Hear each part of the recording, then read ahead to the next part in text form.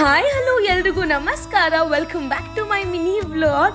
ಇದು ಬುಧವಾರದ mini vlog ಆಗಿರತ್ತೆ. ಮಾರ್ನಿಂಗ್ ಎದ್ದು ದೇವ್ರಿಗೆ ನಮಸ್ಕಾರ ಹಾಕಿ ನಮ್ಮ ಅತ್ತಿಗೆ ಕೊಟ್ಟಿದ್ ಒಂದ್ ಗ್ಲಾಸ್ ಬಿಸಿ ನೀರ್ನ ಕುಡಿದು ಆಮೇಲೆ ಪಾಪು ಸ್ಕೂಲ್ಗೆ ಹೋಗ್ಬೇಕಿತ್ತು ಅಂತ ರೆಡಿ ಆಗ್ತಾ ಇದ್ದ. ಮಕ್ಕಳು ಮನೇಲಿ ಸ್ಕೂಲ್ಗೆ ಹೋಗ್ತಿದಾರೆ ಅಂತ ಅಂದ್ರೆ ಮಮ್ಮಿ ಡ್ಯಾಡಿಗಂತೂ ಫ್ರೀನೇ ಇರಲ್ಲ.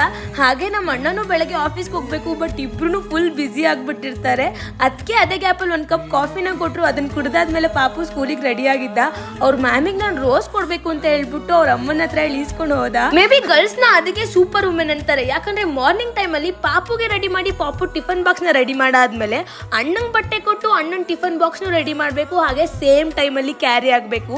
ಮತ್ತೆ ಮಧ್ಯಾಹ್ನ ಅದೇ ಸ್ಪಿರಿಟ್ ಅಲ್ಲಿ ನಾನ್ ವೆಜ್ ಅಡ್ಗೆನ ಮಾಡಿದ್ರು. ಅದಕ್ಕೆ ಸೂಪರ್ ಆಗಿತ್ತು.